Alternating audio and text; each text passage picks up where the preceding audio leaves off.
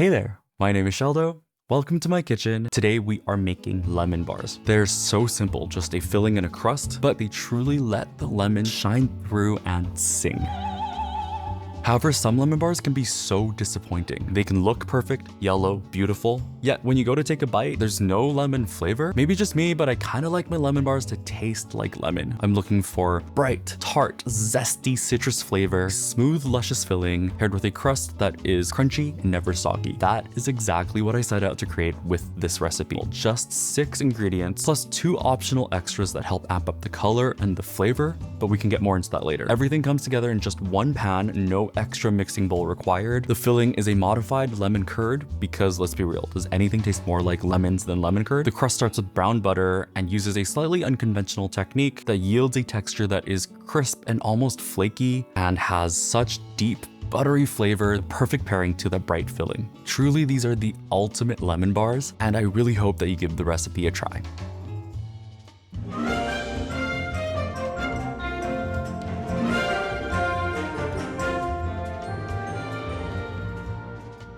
Start off by preheating your oven to 350 Fahrenheit with the rack in the very center of the oven. Then we'll line a 9-inch square baking pan. It can either be glass or metal like this one.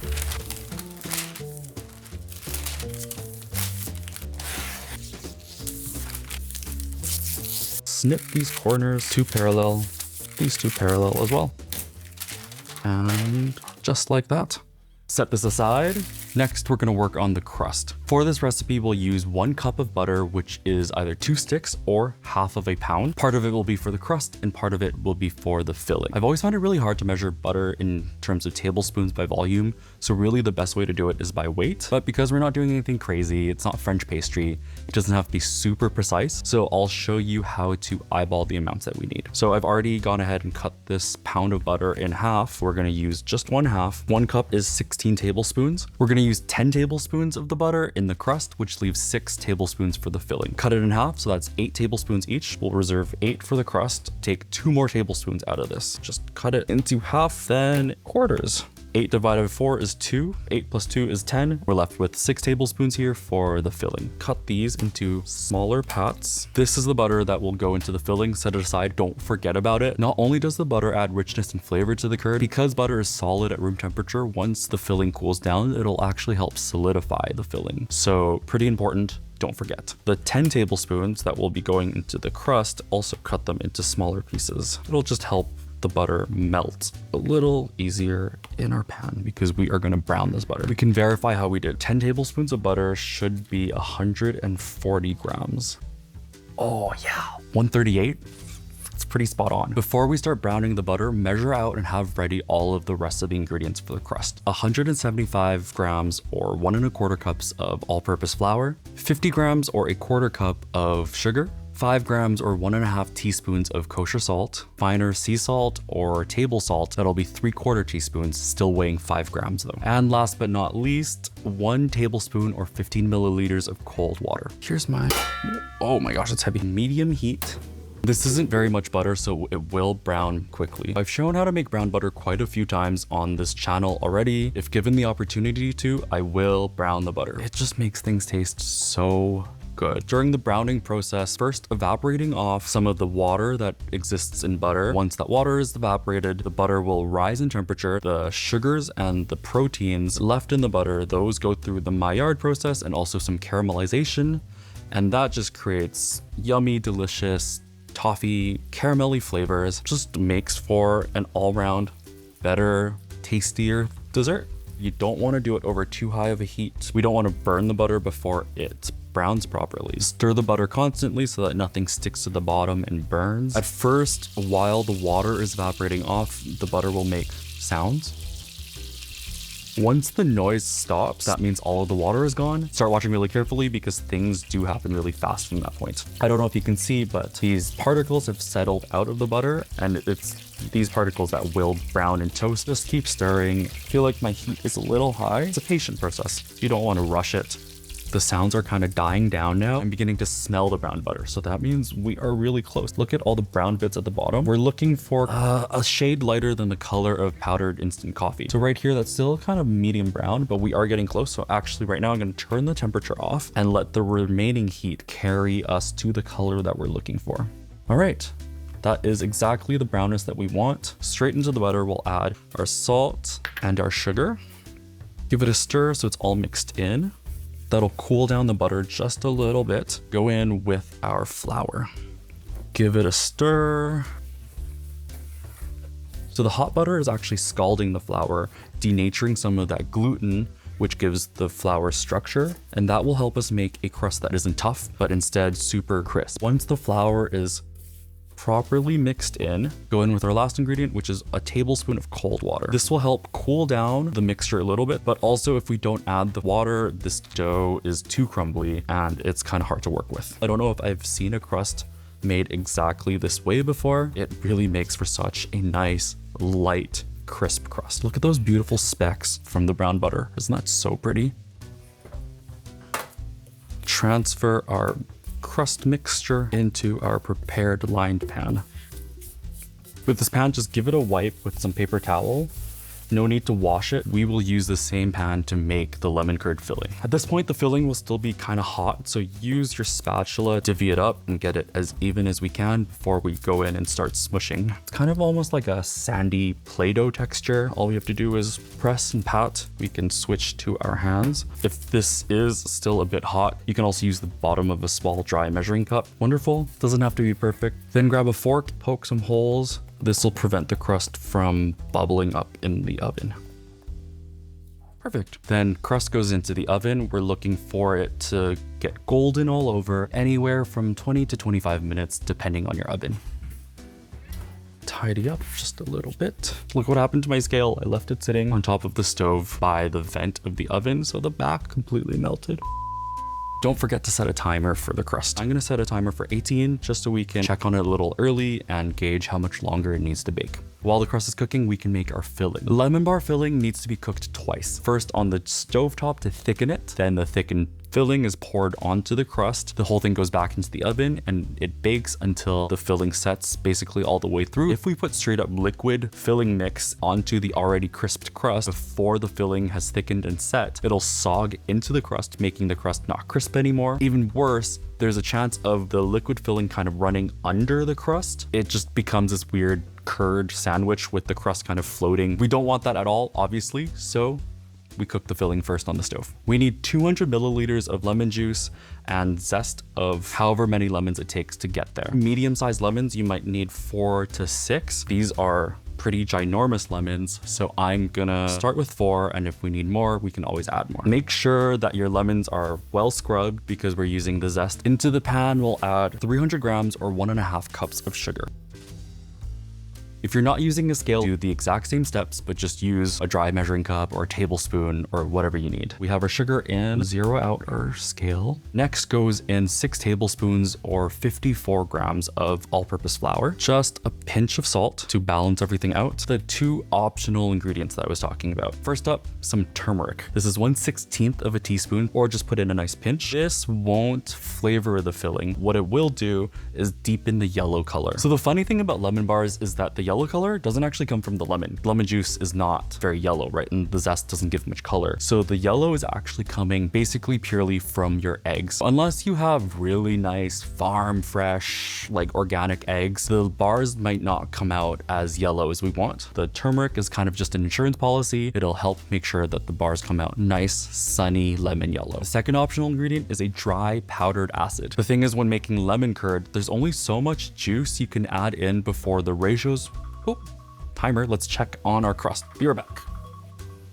Okay, our crust has firmed up and is just beginning to brown, but it's still kind of a little bit pale in color. I'm gonna say that it needs at least 5 more minutes.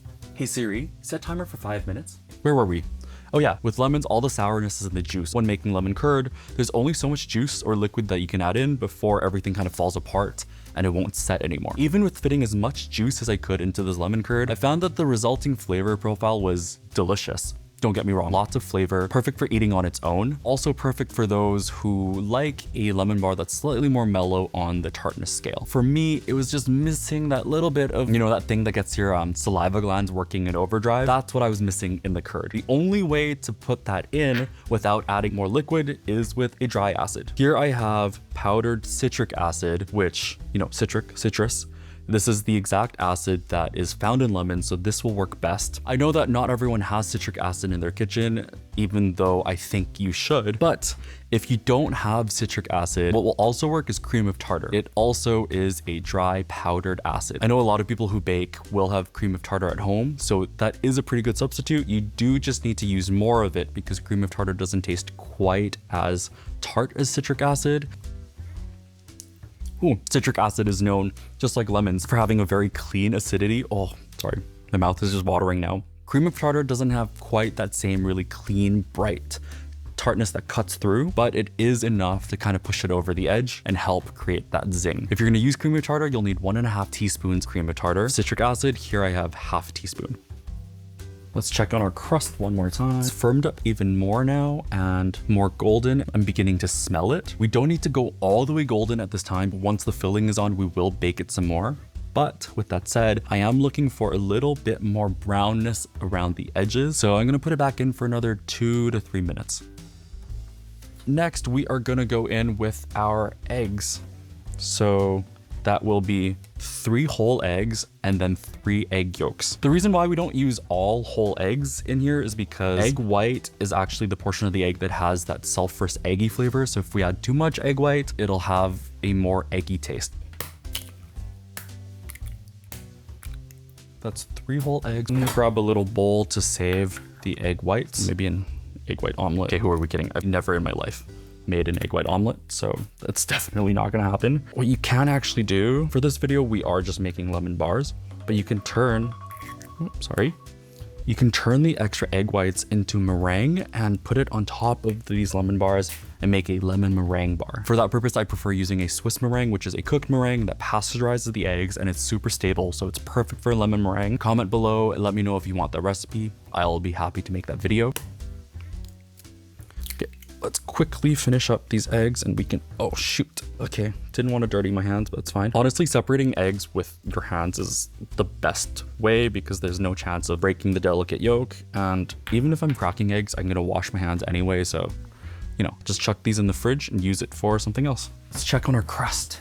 Okay, now I would say that this is ready. It's evenly golden brown all over. I can really smell the nuttiness of the toasted flour. It's slightly brown along the edges. So set this aside while we finish our filling. Keep the oven on. This will be going back into the oven. Where were we? All that's left is our lemon.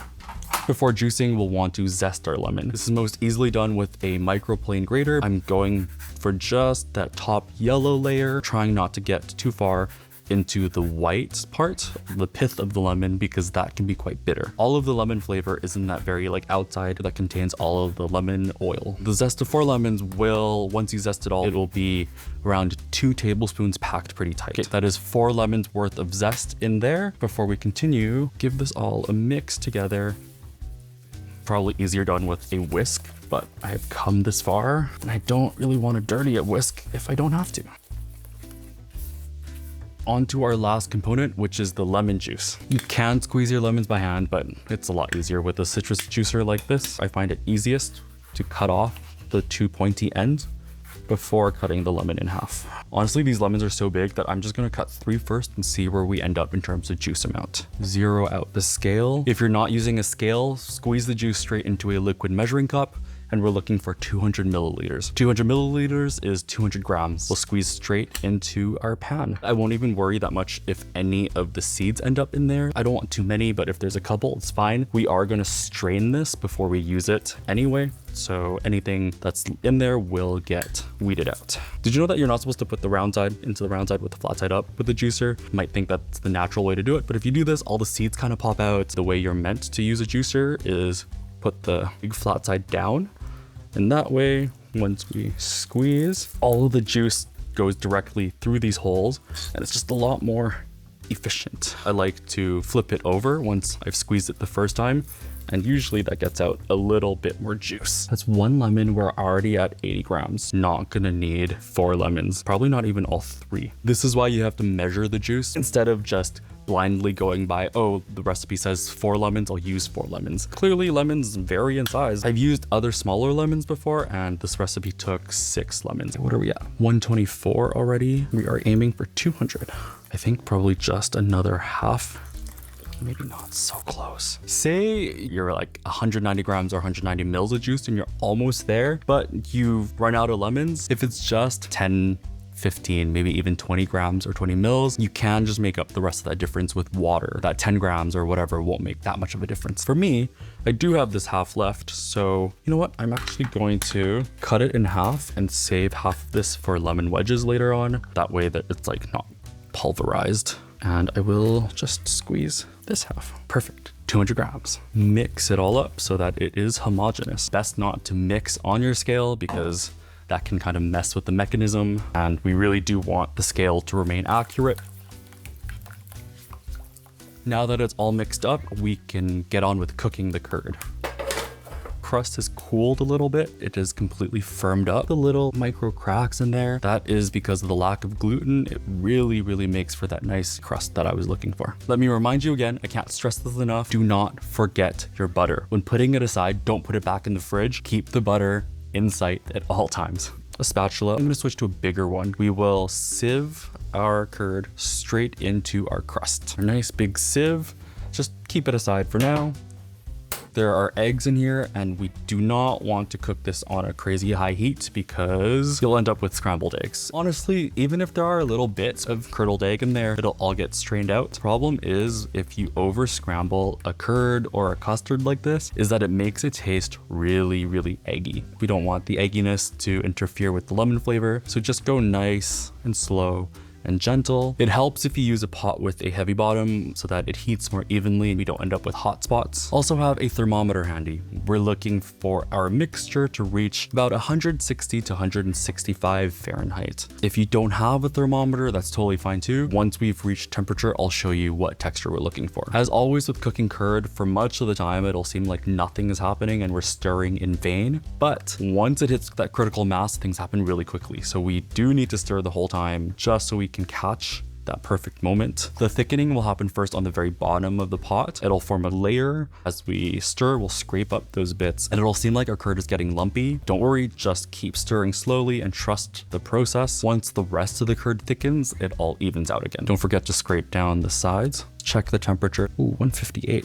We are almost there. It's beginning to thicken. You can see that on the edge of my spatula. If you had your heat at medium-low, now is a good time to turn it down to actually quite low, just so this last bit happens a little slower and we are in control. That's the thickening that I was talking about that happens at the bottom. This is pretty much the texture we're looking for. It coats the back of the spoon and leaves defined edges. 160. We are there. Turn off the heat and just keep stirring it until about 163. Oh, perfect. Take it off of the heat so that it doesn't keep cooking from the residual heat. And that's the texture we're looking for. We're not looking for it to be fully thick, but that's definitely viscous and thicker than it was before. It should coat the back of the spoon. Now into this hot curd, we add that reserved 6 tablespoons of butter. Stir it until the butter melts in. Once the butter fully emulsifies in, it'll go glossy and a little bit more translucent almost, and just be absolutely beautiful. Something about making curd just calms me down. It's so simple and just one of the foundational blocks of baking. It helps that you know that you're gonna get some delicious lemony goodness at the end of it. At this point, it is fully cooked, so you could give it a taste, and that's exactly what I'm gonna do. Look at that texture. Oh, so good. Now we strain our filling directly onto the crust. I like to start off by keeping the sieve kind of resting on the crust. That way we can fully scrape out our pan and not waste a single drop. And then sieve this through. Press with the back of the spatula. Really good scrape. Set this aside. If your filling hasn't reached fully all of the edges, just give it a nice little tilt. And if there are any bubbles, you can also just drop it a couple times. Put this back into the oven to bake until the filling sets up. This will take anywhere from 7 to around 15 minutes, depending on whether you're using metal or glass, how hot the crust was when you poured the filling in, and blah, blah, blah. I like to check at the 5-minute mark, and then after that, maybe every 2 minutes or so. What we're looking for is for the outside to puff up slightly, only the center to give the barest bit of jiggle when we shake it into the oven. I'm gonna set a timer for 5 minutes. And in the meantime, we can start cleaning up a bit, especially this pot. Get water in there stat, because there's egg involved, this stuff will congeal and it's kind of hard to wash. Soak it before that happens. While we wait, I'm gonna have some tofu dessert. What is this? Peach mango flavor.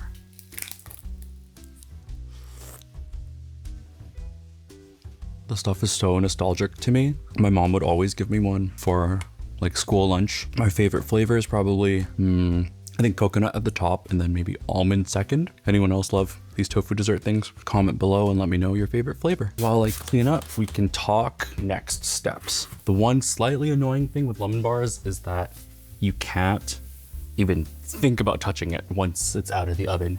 It has to cool down fully all the way. So that means like give it at least an hour and a half, I would say, preferably over 3 hours. Maybe even overnight, and they will slice cleanly. If you're doing it overnight, let it cool down to room temperature or thereabouts. Then you can cover it and put it in the fridge. Okay. Definitely not ready yet. It's still quite jiggly.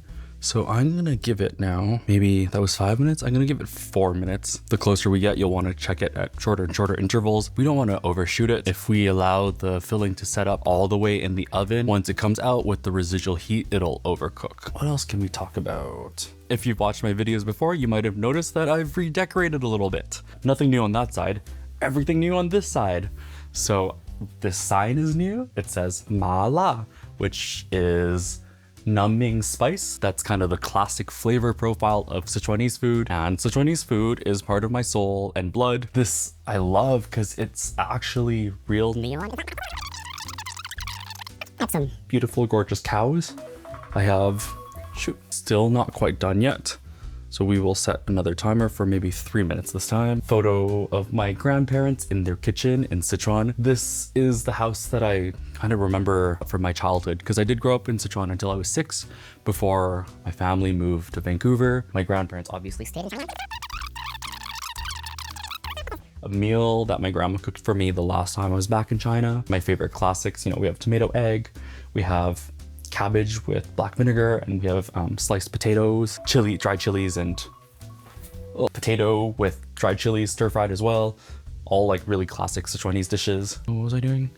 Oh, oven. Let me just show you the texture here. The outside is starting to slightly puff. The whole thing is jiggling as one. I'm gonna give it another minute or 2. I'm just looking for a slightly more set so that the middle doesn't jiggle quite as much. As me and Jordo, we were on Saturna Island, which is one of the Gulf Islands near Vancouver, and it's just the most beautiful place. Okay, yeah, we will call it there. Exactly what we're looking for. Around the edge, puffed up a little bit. Jiggle it, it's not fully set, it still moves a little bit, but just barely. And the whole thing should kind of move as one, and it shouldn't ripple anymore as if it were liquid. Now we just have to let this cool all the way down, which honestly is the hardest part of the recipe. It's 9:40 p.m. already, so I'm not gonna get into cutting this tonight. What I'm gonna do is let this chill at room temp for maybe another hour, hour and a half, and then I will cover it with some foil and stick it into the fridge, and we will continue tomorrow. So yeah, we'll see you tomorrow. It's the next day now. The bars have been chilling in the fridge overnight. Last night I put them in after about an hour, maybe hour 15 of cooling down. Though really they should have gone for longer because they were still slightly warm by the time they went in the fridge. So I am expecting just a little bit of condensation to have formed on the surface of the bars, but that's okay. We'll blot it down with some paper towel, cover everything with powdered sugar anyway, so nobody will know. Or if they're not gonna sit out for more than say 6 to 8 hours, you can just leave them at room temperature. Let's check in on our bars. As you can see, some condensation on top. That is entirely because of putting something warm in the fridge. Obviously, water will condense. We will need to blot it down. If we try to put powdered sugar on top, it'll just melt. But that's okay. We'll get this out of here. Damp towel to wipe our blade with. A little bit of powdered sugar and a knife to cut. Oh, the moment I lifted it out, I got a waft of that nutty brown butter smell, and it's just so good. Look at that perfect layer we got with the curd and the crust is perfectly browned. All right, hopefully this does not screw up the bars. See, this might leave a little grid mark from the texture of the paper towel. Oh, okay, not bad at all. Yeah, if this does happen to you, and I'm sure it won't because you'll be smart and you'll let the bars cool, but if it does, just know that it'll be fine. Be gentle. Keep a damp towel on hand. We'll use it to dampen down our knife and also wipe off in between each cut. It'll just make for clean cuts. Dampen your knife. Start by trimming off a little bit from the edges. Clean out our knife.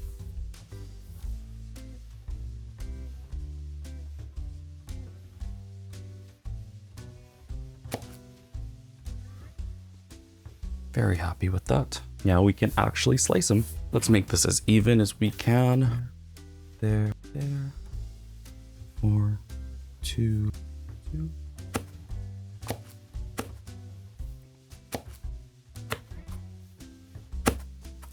Oh, isn't that just so satisfying? Look at those clean cuts. Don't waste these edges. Eat them. Oh yeah, tons of flavor because we used the zest of 4 whole lemons. So good. You see that glossy, translucent, perfectly set filling. This crust will not fall apart on you. It's sturdy enough to hold up to the filling. Perfectly browned. So much flavor in there.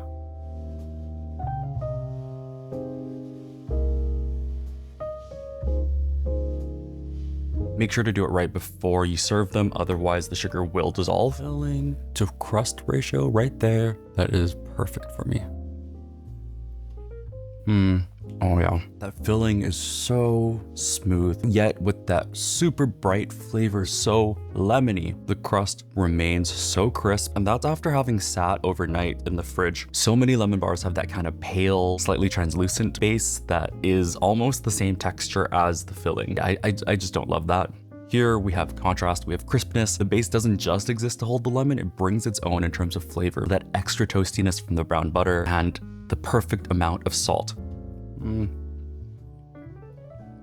I mean, I am pretty biased, but I would also argue that my opinion when it comes to lemon bars is the only one that's correct, and that's why you should trust me and just go ahead and make these lemon bars. If you do make these bars, please comment below. Let me know how it goes for you. If you make my recipes and then you tell me how it goes, whether really well and you're really positive or maybe not so well. Not every recipe goes well always, even for me. If you take those experiences and come back with constructive feedback or things that you had to do to make the recipe work for you in your own kitchen, it just helps everyone out. I just love that a lot of the times people will have a question or an issue, and before I've even had time to jump in, someone else in the comments will chime in, and it's just such a nice, lovely, wholesome, warm baking, cooking, food community that we've somehow managed to get here. And yeah, I just feel truly blessed that I get to do this for you guys, with you guys. All of my recipes are designed to be super high impact for the lowest amount of effort possible. If I can make them here in my little apartment kitchen, then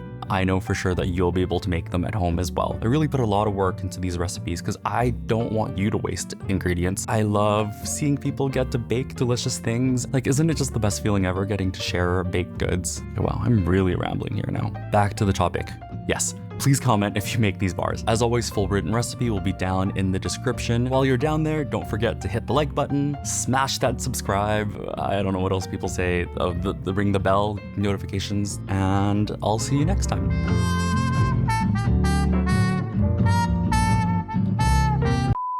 Okay, actually bye, Sheldo out.